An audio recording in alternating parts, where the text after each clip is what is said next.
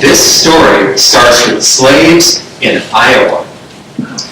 There were 17 slaves in Dubuque County in 1840, according to the U.S. Census. There we go. According to the U.S. Census, the largest slave owner was George Wallace Jones, who owned 3 slaves. He was a Southerner at heart and a lifelong personal friend of Jefferson Davis, future president of the Confederacy. George Wallace Jones was a Democrat. He became one of Iowa's first U.S. senators. He built a political machine around his definition of friendship, namely personal and political loyalty. The Democratic Party in Iowa, before the Civil War, was divided. I should say it wasn't completely united, and parties rarely are. Iowans in the 1850s were agitated over the question of whether to expand slavery into the territories, and the Democratic Party was splitting. Senator Jones made stump speeches across Iowa. For example, he said if Civil War broke out, he and his sons would be bound in the ranks of the Southern Army, and that although we might be few in number, we would be victorious as our cause would be just. When Senator Jones voted for the Lecompton Constitution, which would have brought Kansas into the Union as a slave state, he was voted out of office. President Buchanan, fortunately for him, appointed him minister or ambassador to Bogota, present-day Colombia, South America. And Jones's followers shrank to a splinter movement of Iowa Democrats. Ambassador Jones took his oldest son, Charles, with him to South America as his personal secretary. Both Charles was a well-educated, Harvard-educated lawyer and a very well-spoken man. Both Charles and his father blamed abolitionists, the Republican Party, and U.S. Senator Stephen A. Douglas for dividing the country. Charles contracted Chagas fever, a terrible form of malaria, and he went back to Dubuque in 1860. Now, on the national scene, the Democratic Party was in great turmoil. It was actually quite divided. The majority of Democrats supported Stephen A. Douglas, advocate of popular sovereignty, where settlers could decide whether people could own slaves in a territory. Southern Democrats were in the minority, and most of them thought that slaves should be allowed in all of the territories. At the Democratic National Convention, as you know, the party split. Lincoln was elected president that fall, and Southern states began to secede. Now, Republicans actually disagreed about what to do about the seceded states. It's important to remember that newspapers were the political mouthpieces of the parties. A handful of Republican editors actually thought that the Southern states should be allowed to secede. Eventually, the thinking was they'd come back. For example, New York Tribune editor Horace Greeley wrote, "If the Cotton States shall become satisfied that they can do better out of the Union than in it, we insist on letting them go in peace. We hope never to live in a republic whereof one section is pinned to the residue by bayonets." As things heated up at Fort Sumter, and it appeared that fighting might break out, the New York Tribune and other Republican editors changed their minds, and they accepted armed conflict. Just before the firing upon Fort Sumter, Charles wrote his father, Ambassador Jones, "I love the Union dearly, but I hate abolitionism and love the Southern people. Come home and let's move south and help them fight for their independence. The last news is that old Abe will commence a war on the South. God protect us if he does. I feel a conviction that I will fight for the South. I will send you a pair of French pistols. You must keep them for our revolution if we are to have one precipitated by those damnable abolitionists." Unbeknownst to the Joneses, Secretary of State William H. Seward had been intercepting the ambassador's correspondence with his family. Just a few years earlier, Secretary Seward and Ambassador Jones had been friends and brother senators. Apparently, Seward had heard Jones's stump speeches, predicting that Jones and his sons would be found in the ranks of the Southern Army in case of war. The firing upon Fort Sumter was a game changer. Iowans flocked to enlist in the Union Army and Navy. Many Democrats enlisted too. From that point on, many Democrats were war Democrats who supported using the sword to restore the Union. Peace Democrats kept pretty quiet at that point. Something else changed after Fort Sumter. President Lincoln began suspending habeas corpus in the North. This meant that federal authorities could arrest and imprison civilians without any charges. The civilians wouldn't get a trial. Their civil liberties would be violated. Many Democratic editors in Iowa complained about this, stating that only Congress could suspend habeas corpus. Lincoln disagreed, saying no, he had authority to do it. In fact, he was the commander-in-chief. In summer 1861, a few months after Fort Sumter, there was an Iowa governor's race. The Democratic candidate, Charles Mason, had been the first Chief Justice of Iowa's Supreme Court. Mason said that the Union must be preserved, but he thought that war at that time was unwise and possibly illegal. Now, do you remember President Lincoln's first inaugural address? Lincoln said, in view of the Constitution and the laws, the Union is unbroken. According to this view, the Confederacy was made up of insurgents who lived in states that remained loyal to the Union. Mason disagreed with this legal fiction. Mason suggested that secession may represent the uprising of a whole people against what they deem injustice and oppression. He also suggested that it may be the voice of 1/3 of the sovereign parties to our present Constitution claiming the rights of securing the happiness of their citizens by changing the form of their government in accordance, as they contend, with the Declaration of Independence. Now, Mason agreed with the Republicans that the Union must be preserved, but he added a little stipulation. He said the federal government must first exhaust every possible means of compromise and conciliation. Otherwise, according to Mason, the federal government was engaged in naked, arbitrary, downright coercion. Mason then predicted that a Republican government held together by the sword becomes a military despotism. Now, as you can imagine, Republican newspapers and politicians called Mason a disunionist. He felt great pressure and he dropped out of the race, and a Republican became governor. During this period, the Lincoln administration began military arrests of civilians.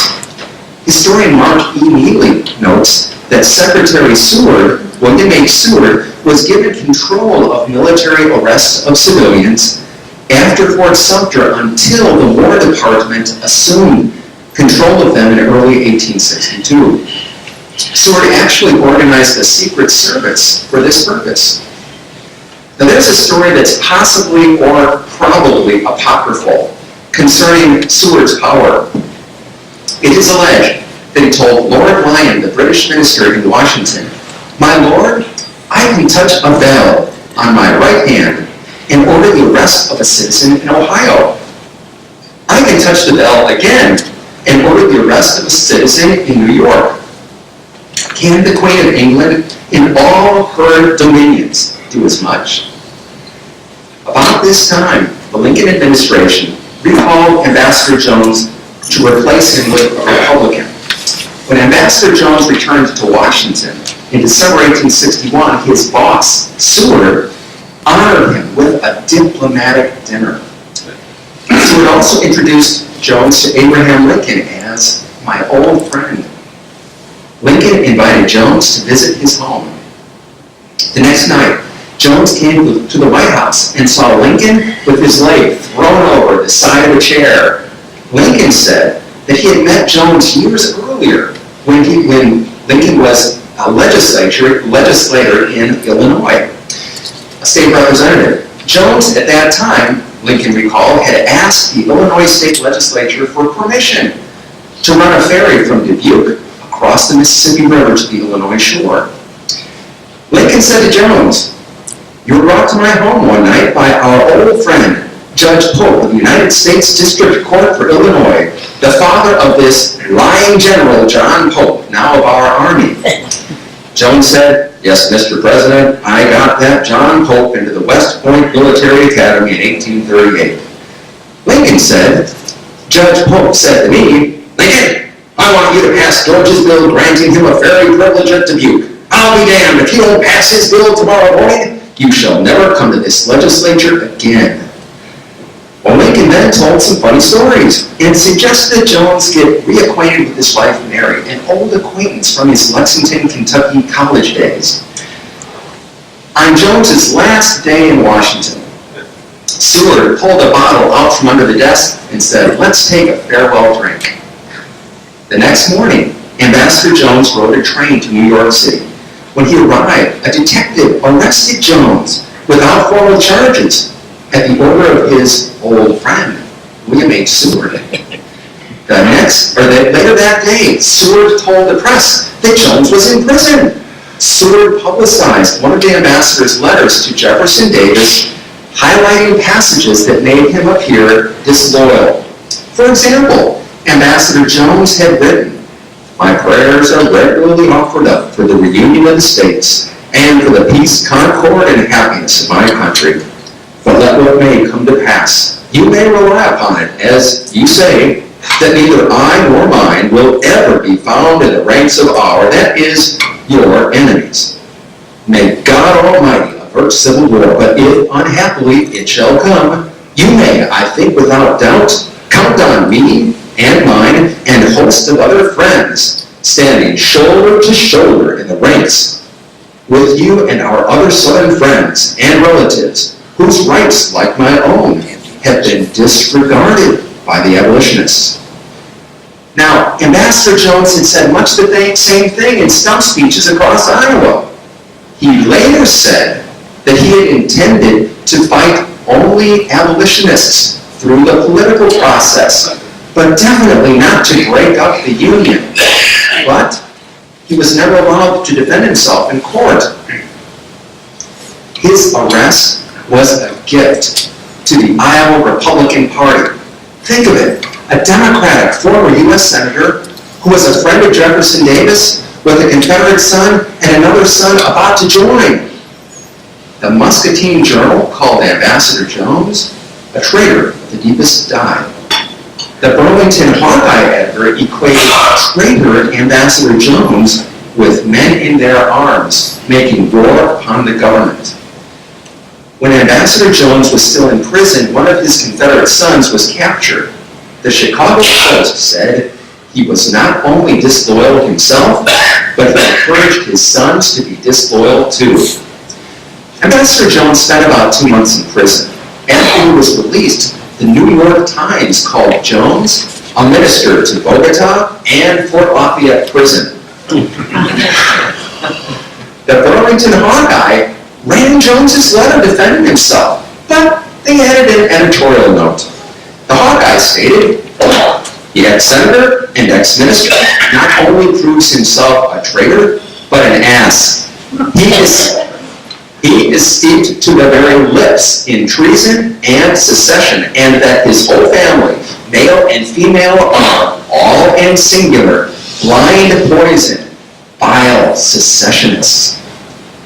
For the rest of the war, Republican editors used George Wallace Jones as shorthand for a sneaky, traitorous Confederate sympathizer who had Confederate sons. It might be useful to look at Ambassador Jones's legal situation. The Lincoln administration had violated a number of his civil rights. 1. Freedom of speech. 2. Freedom from criminal punishment except upon indictment and trial. 3. The right to a speedy trial by an impartial jury. 4. The right to be informed of the nature of an accusation. And 5. The right to confront contrary witnesses. One of the ambassador's Dubuque Democratic friends, Warner Lewis, wrote, "All constitutional liberty is lost in this country. If William H. Seward or any other dignitary is allowed to select his victim and incarcerate him in a cell or fort without a trial or even an examination, then this great republic, as founded by our fathers, has failed." Who would have thought 5 years ago that the American people would have submitted to such outrageous despotism? The following year, 1862, the state of Iowa and the federal government used force to silence Democrats who disagreed with them. Early that year, Secretary of War Edwin Stanton took over the military arrest of civilians. In August 1862, Stanton authorized law enforcement officials throughout the country to arrest disloyal civilians and try them before a military commission. Now, a military commission was a court-martial for civilians. What crimes were subject to arrest? Anyone who discouraged enlistment by act, speech, or writing, or who gave aid and comfort to the enemy, or did anything else disloyal. In effect, if a person discouraged enlistment, he or she was disloyal and could be arrested and imprisoned without a civil trial. Now, Stanton's order was stricter than the U.S. Constitution. The Constitution states, "Treason against the United States shall consist only in levying war against them, or in adhering to their enemies, giving them aid and comfort." The next sentence is very interesting. It clarifies things. It states that treason must be an overt act. This was to prevent judges or politicians from saying that words or plans might be treasonous. Well, after Secretary Stanton gave his orders, the federal marshal for Iowa, Hubert M. Hoxie, acted. Hoxie had been the chairman of the Republican State Committee. Marshal Hoxie swooped into Madison County, the county where I actually live today. He led armed soldiers and arrested 7 Democrats, some at bayonet point. Now, this occurred during election season in Iowa. Marshal Hoxie also arrested 2 outspoken Democratic editors, Dennis A. Mahaney and David Shaward. Both editors had sometimes criticized President Lincoln and the war effort. Mahaney had been the acting chairman of the State Democratic Committee. So you had the former chairman of the State Republican Committee arresting the former chairman of the State Democratic Committee. Hoxie threw Mahaney and Shaward into Old Capitol Prison in Washington. Neither editor was formally charged. Democrats back in Iowa, they went and they nominated Mahaney to run for Congress from his prison cell. Not surprisingly, he lost that race. Historian Hubert H. Women estimated that 36 Iowans were arrested in 1862, August of that year. This was the high watermark for arrests of Iowa civilians during the war. Meanwhile, in Des Moines, the governor was worried about Iowa's southern neighbor, and he had reason to be worried. Missouri was descending into horror. Armed guerrillas were on the loose. Even worse, towns and sometimes even neighbors were pitted against each other, causing bloodshed, murder, destruction. It was prudent to have an Iowa border guard, a militia, to prevent Confederates from slipping north across the border into Iowa. Women explains, though, that the governor had another worry. He feared that secret societies of Southern sympathizers had gained a foothold in Iowa. Foremost among these was presumed to be the Knights of the Golden Circle. Worried Iowans believed that the Knights were well organized, disciplined, and prepared to aid the rebels. Now, this was not a legitimate fear, but it is certainly understandable. Passions were running high, and rumors filled the state. Republican editor Jesse Clement of the Dubuque Times, for example, said that Dubuque harbored a Knights of the Golden Circle Lodge. He gave no evidence. Nonetheless, national Republican newspapers spread Clement's rumor, and so did many other Iowa newspapers. Soon, the Dubuque Times linked George Wallace Jones to the Knights of the Golden Circle Lodges. The article was entitled, "Secret Movements of Northern Traitors." It stated, "The emissaries of Jeff Davis are busy at their night work in this state. Their leader is Brigadier George W. Jones. Since he was released from Fort Lafayette, he has been as busy as the satanic spirit of treason can make him to be. And wherever he has been, secret lodges and Democratic papers have sprung up with the rallying cry of 'Down with the abolitionists!' Wherever he cannot be, he has his tools who take the lead of the Democratic element in their community, organize lodges, work hard at nights, and damn the abolitionists during the daytime." The next year, 1863, Republicans raised name-calling to the next level. They began calling Democrats Copperheads. Republicans used Copperhead to smear any Democrat who supposedly sympathized with the South and was too sympathetic too sensitive about violations of civil liberties. Copperhead came to mean someone who didn't fully support Lincoln's war policy. Historian Frank L. Clement called this the most vicious, most extensive, and most successful smear campaign in American history. Historian Leland Sage writes that many Democrats supported the war as loyally as the Republicans and earned the title War Democrats. In fact, many of them hated the Peace Democrats as fiercely as did the Republicans.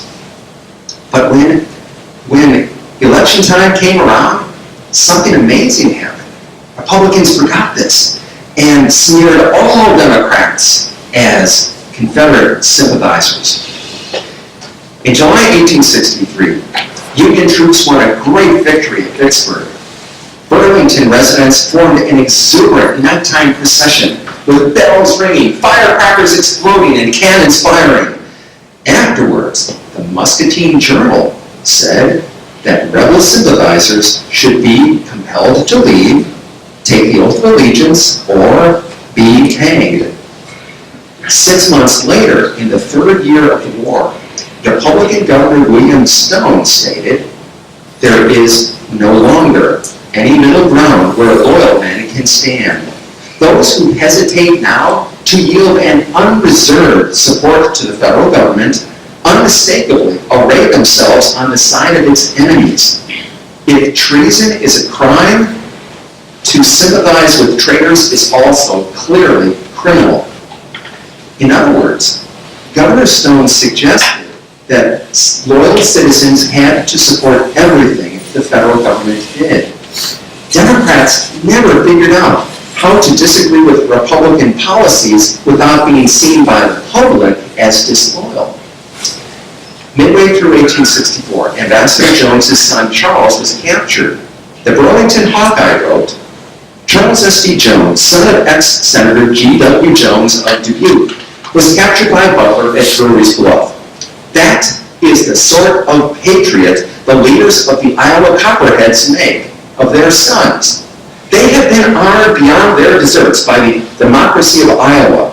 The return they make is to teach their sons to become traitors, to join the rebels in their efforts to destroy the Union and to murder the sons of Iowa who are defending their country."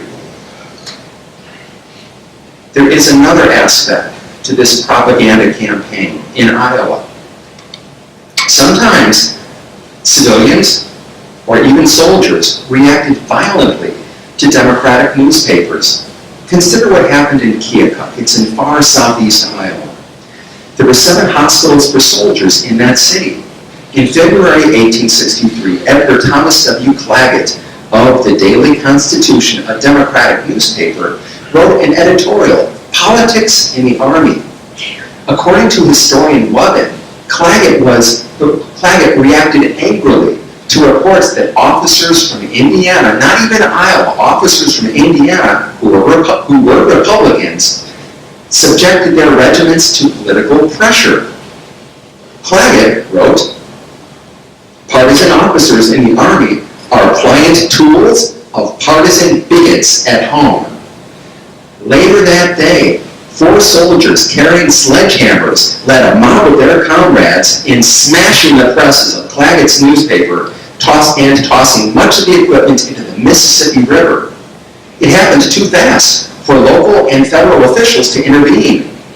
The mob of convalescent soldiers destroyed $10,000 worth of equipment. It's not much today, relatively speaking, but back then it was a huge sum of money. And it took 7 months to restart the paper. Well, that explains the Democrats across the state were incensed. But the soldiers said they had done their duty to get rid of the Daily Constitution's treasonable influence. Governor Kirkwood weighed in on this. He said he regretted the mob action, but he asked this question: is it strange that men enduring what soldiers are enduring should give such expression of their feelings towards the men in the North they believe are aiding the enemy? All told, mobs made up mostly of civilians destroyed 4 Democratic presses in the state and wrecked a couple of newspaper offices in 1863 and 1864. Well, the war finally ended in 1865. By this time, the Iowa Democratic Party was badly beaten. You might go so far as to say it lay curled in a fetal position, sucking its thumb. It is clear that Republicans effectively waged a propaganda campaign in Iowa. We can see their success in language, the popular imagination, and political victories. Language. The 2016 edition of the American Heritage Dictionary still lists as the second definition of Copperhead a northerner who sympathized with the South. Popular imagination. Many people still believe that the Knights of the Golden Circle was a large network of nefarious groups spread across Iowa. However, I've seen no evidence that the Knights of the Golden Circle was anything more than small, homegrown groups of angry and perhaps scared men. But the belief remains. Political victories. Republicans had a virtual lock on Iowa state government offices for decades after the war. Anytime that an election was in question, Republicans waved the bloody shirt and reminded voters that they had been on the right side during the war and the Democrats had been on the wrong side. Historian Webben notes, it was well into the 20th century before many old stock Iowans could acknowledge that a really respectable person might be a Democrat. There is no doubt, Republicans were masters in propaganda. Would you like to share any observations or questions?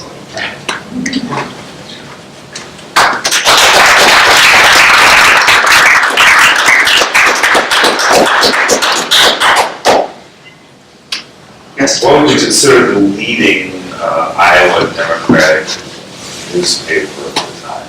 The Review Herald. And was it a Copperhead Democrat or a... It was smeared as definitely a Copperhead paper. It definitely smeared that way, yes. Yes. Would you consider it though? You know, the editor, who was Dennis A. Mahaney, he had his idiosyncrasies. He had very particular arguments. Sometimes he would defend an action of the federal government or the Lincoln administration and state his view on it. The next day or the next week, he might come back and say, "But this thing is wrong. This what you're doing it this way. It's wrong. It's not constitutional." His grandson or great grandson said, according to the family, that in the family stories about him, that he was a very contentious man and according to the family, he could pick an argument with just about anybody. Did that play into it? Maybe. Good question. Did that answer your question or address it? It sounds a lot like Wilbur's story, the Chicago Giants, Aha.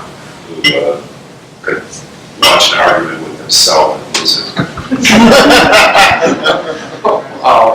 Wow. Sir, and then we'll take your question next. Yes. What were the life stories of father and son after the war? Okay. George Wallace Jones, his political career was over. He was thoroughly trashed. His reputation was just trashed amongst the Republicans, the vast majority of Iowans. He was reduced to helping to run some farms in Chickasaw County. And also he regained control of a mine that was in Dubuque County that was helped the family finances.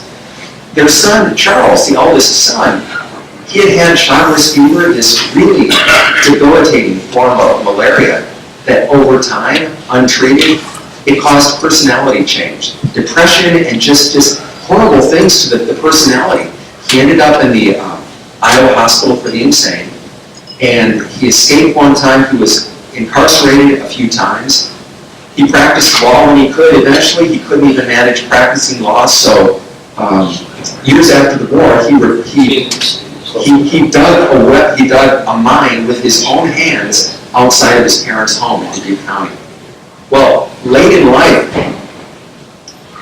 he wrote a letter to Jefferson Davis, who, by the way, during the war, he had written to Jefferson Davis a few times asking for positions in the Confederate Army, and Davis helped him get these appointments. Well, years after the war, he wrote this final poignant letter to Jefferson Davis, and part of it was he remembered as a shining moment the first time he entered Jefferson Davis's office in this waiting room full of officers with these resplendent uniforms. In the other part of the letter, in the midst of this, I think in the midst of this debilitating disease and the personality change, he actually had these delusions of running for president. And he wanted Jefferson Davis, years after the war, to endorse him. Now, delusional, right? But a couple of years later, he died at the insane asylum in Independence, Iowa. His parents, as you can predict, as you can imagine, they just grieved for their sensitive, gifted son who was undergoing these awful changes. That's a great question. Thank you. Sir? Yes, you say you're from Madison County. Are there actually covered bridges in Moines County? Yes, sir. I recall hearing the number 7. 7 covered bridges. Yeah, there are. Sir? So I have 3 questions, actually. Okay. Answer them all at once, so it's no problem. But one is, what is the source information that you have that led to all this information? Because I'm always amazed about how detailed the information is that you also speak about. Second is, why did you get interested in it? I see you're rather passionate about it, so I can imagine. This is really detailed stuff. And the second one, if I want to find out more information about this, where do I go? Okay. Historian Frank L. Clement wrote a great book on Copperheads of the Midwest, or in the Midwest. It was really solidly argued, very persuasive. It still, in my view, outshines anything that's been written in terms of its reasoning and argumentation, anything else that's been written about the Copperheads. In a way, I told him in Milwaukee last night, I'm trying to actually dig deeper into the Iowa angle of his story, to dig deeper about, I had this hypothesis that George Wallace Jones was being used as a whipping boy by the Republicans, but I didn't have the proof.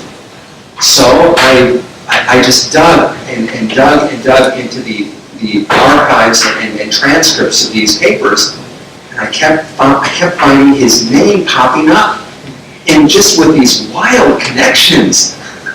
Just, blame it on George Wallace Jones. And I think it was just a really handy little tool for the Republicans, kind of a mnemonic device. that instead of taking a lot of space and reminding people of all these ills and sins of the Copperheads, just say George Wallace Jones. You save a lot of time. Personified the issue. I think so. I think so. It reminds me of a friend of mine suggested that in most stories, if you have a hero, in order for that hero to look really, really good, there has to be a villain. And the Iowans who left the state to serve the Confederacy became that villain. And since George Wallace Jones was father of two of them, boy, he was just, I think he made a tailor-made villain.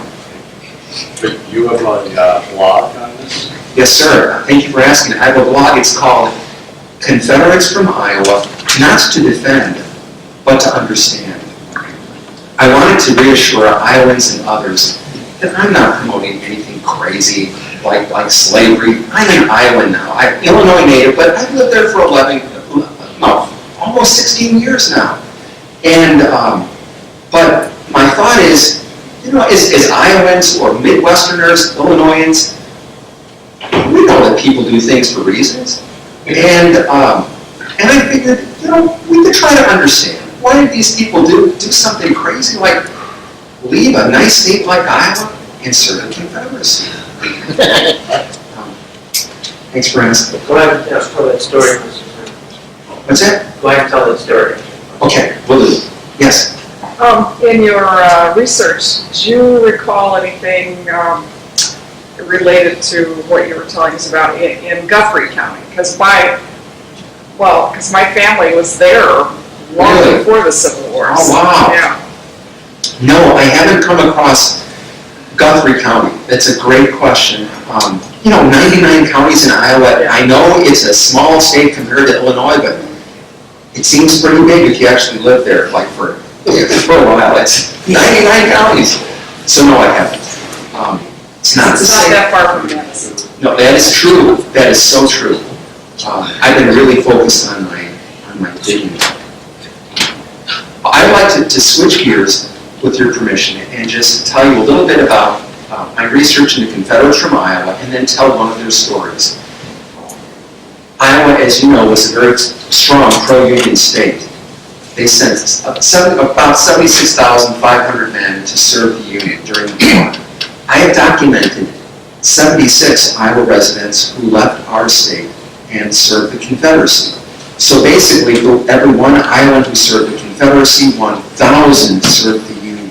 They were just a drop in the bucket, but they existed.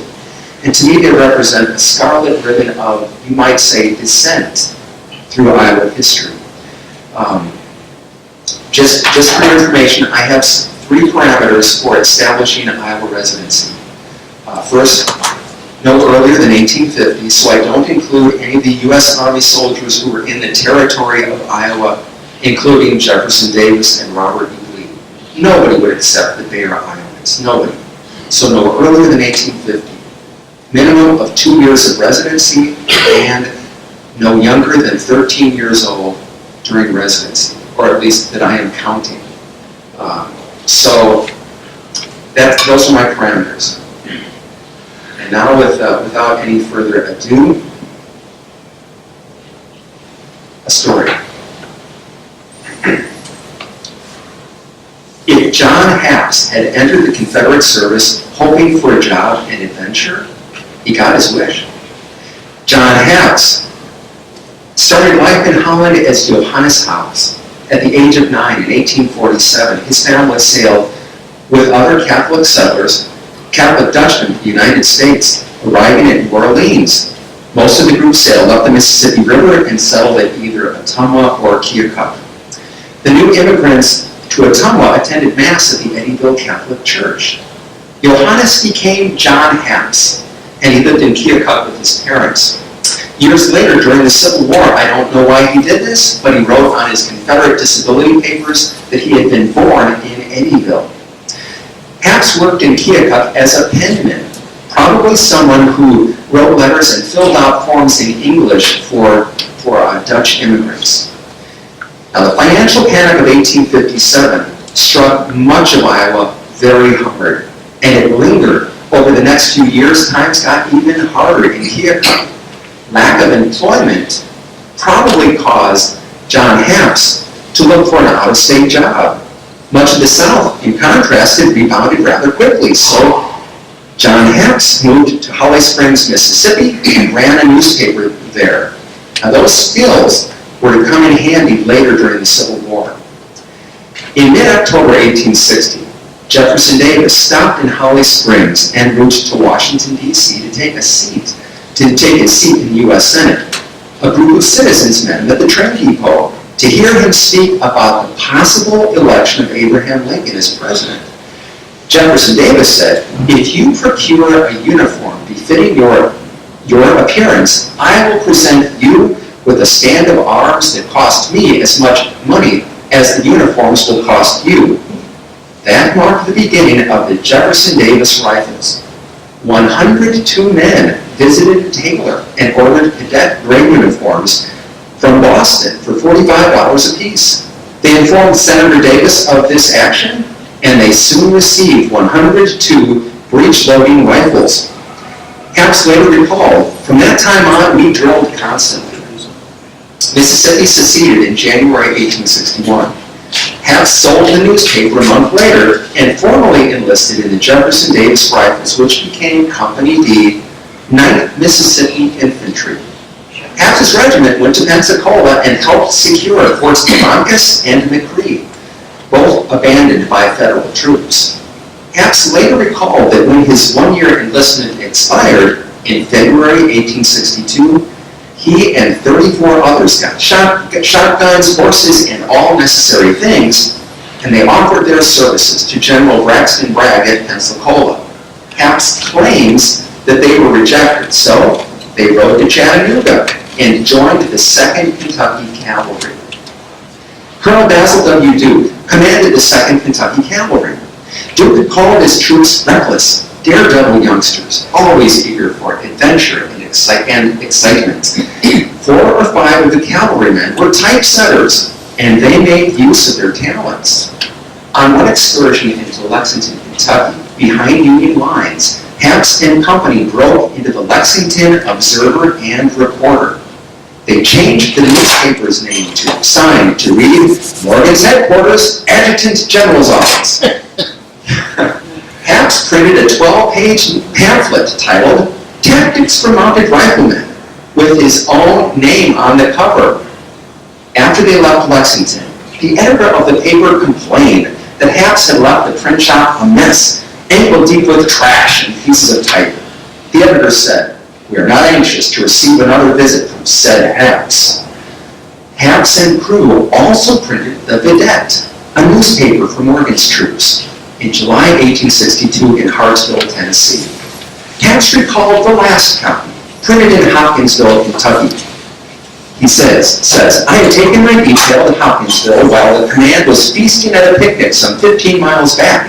Captured a printing office, had 7 galleys of type ready to make up for the paper when the advance guard came up on a trot. The bugle sounded for us to fall in.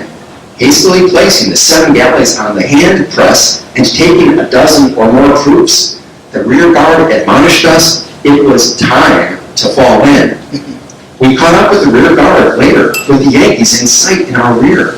The copies of the proofs were distributed and read while the command was on the run to get away from the Yankee soldiers who were pursuing, but we got away all right."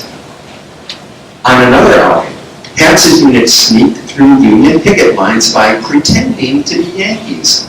They probably went undetected because most wore Union Army uniforms, since their own uniforms had worn out, and because they brought along a captured Union soldier. John Happs kept the Union soldier quiet by tightly gripping the prisoner's throat. The biggest adventure was General John Hunt Morgan's great raid in Kentucky, Indiana, and Ohio in summer 1863.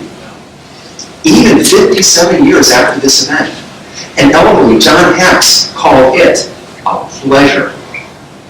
Morgan's men covered some 700 miles behind Union lines. They were often dodging Colonel Wolford's 1st Kentucky Cavalry, USA, and various Indiana and Ohio militias and home guards.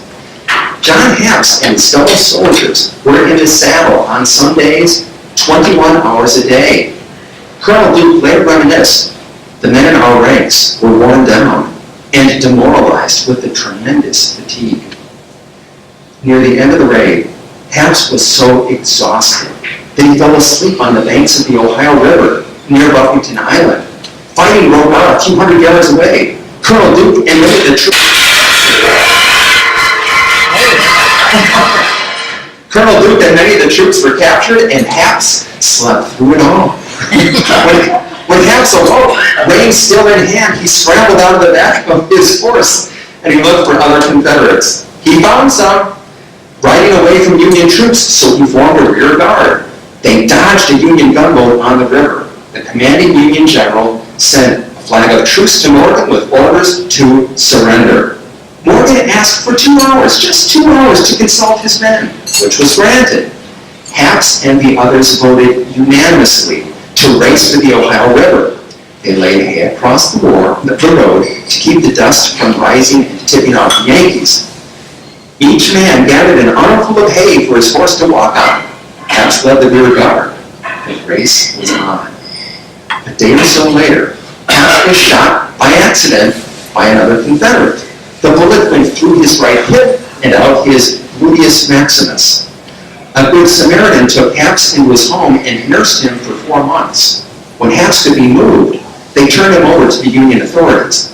Happs hobbled off and he escaped for a short time, but they recaptured him and sent him to Camp Chase and Fort Delaware.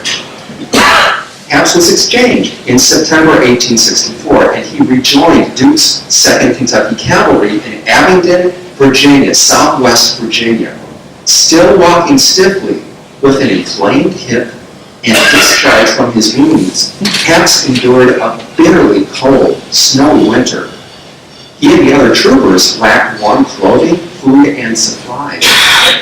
On January 22, 1865, 3 Confederate surgeons pronounced John Happs private unfit for duty at present and told him, come back in 6 months to be re-examined. But Happs remained on special duty in southwest Virginia. In early April 1865, as Jefferson Davis led Richmond and Lee tried to break out of Petersburg, Duke's men tried to unite with Lee. But when they heard about Appomattox, they went the other direction and they caught up with Jefferson Davis and his cabinet in North Carolina. They provided an additional escort for the president as he tried to reach a viable Confederate force. Happs was part of this escort of some 2,000 men, mostly Kentucky cavalrymen. The story is told that, while in South Carolina, an elderly lady chewed out the soldiers. She said, "You are a gang of thieving, rascally Kentuckians, afraid to go home, while our boys are surrendering decently." One of them answered, "Madam, you are speaking out of your turn. South Carolina had a good deal to do in getting up this war, but we Kentuckians have contracted to close it out." A few days later, the cavalrymen began deserting, and the generals dismissed most of the remaining troopers on May 7th or 8th, near the Savannah River in Georgia. Happs never surrendered. He later recalled, "My fellow troopers took one of the quartermaster's wagons and loaded their guns on it, and we marched to Holly Springs without meeting a Yankee soldier or surrendering a gun or a horse. I arrived in Holly Springs with a fine 8-shooting Colt's rifle and 3 6-shooters. After the war, Happs moved to East St. Louis, Illinois, and founded a newspaper. He married and had children. He named one of his sons after his beloved former commander, John Hunt Morgan. At age 58, he broke a leg when a tornado hit East St.Louis.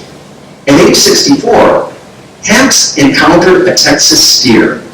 The local press described the scene. Maddened by its long ride in a crowded stock car from the southwest plains, the steer, armed with horns 6 feet across, broke from an unloading chute at the National Stockyards. John Happs was leaning against the fence in front of his home at 806 1st Street when the steer, head down, charged up 1st Street at full speed toward the fence. With a single toss of its broad horns, it hurled Happs over the fence and into the yard. Bellowing with rage, the steer stood in front of the high fence and pawed the ground several minutes while Happs took refuge in the house. He moved back to Mississippi in 1908 after his wife and 2 of their children had died. He entered the Confederate soldiers' home at Beauvoir, Jefferson Davis's old residence. Still industrious, Happs planted a beautiful flower garden for residents and visitors to enjoy. Happs flew a Confederate flag over the gates to his garden. He assured his children, "The father and grandfather of us all," referring to himself, "is in the far south, having the best time of his life since the death of your mother." During World War I, Happs grew vegetables in his garden to help support the war effort against Germany. He realized that since Southern and Northern boys were fighting side by side against a common enemy, this was truly a united country. He took down the Confederate flag and put up the stars and stripes. He also wrote this poem: "No man can serve 2 masters. No man can follow 2 flags. Furrow the one you love so well. Cherish its memory to the end of time. It was born and baptized in blood. Now, let it rest in peace. Hoist the other toward the high heavens. Let it float over land and sea. Proud emblem of liberty." Thank you.